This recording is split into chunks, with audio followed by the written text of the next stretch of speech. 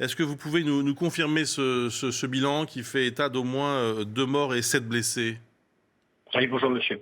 Effectivement, donc nous vous confirmons donc le décès de 2 adolescents et ainsi que le nombre de 7 blessés au cours de cet accident qui a eu lieu ce matin sur la départementale 437 dans le département du Doubs.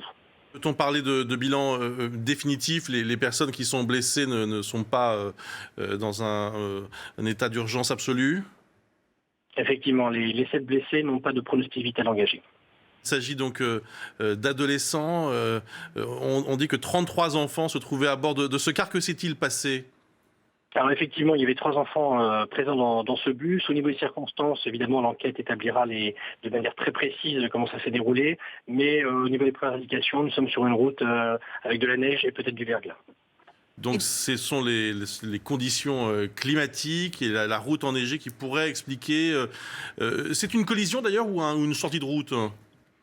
Alors a priori, donc voilà, c'est des circonstances qui avaient quand même affinées, mais sur les premiers éléments, nous serions peut-être pas effectivement sur une collision, mais sur une sortie de route qui serait peut-être due effectivement aux conditions climatiques. Mais ça, l'enquête permettrait de déterminer précisément les circonstances.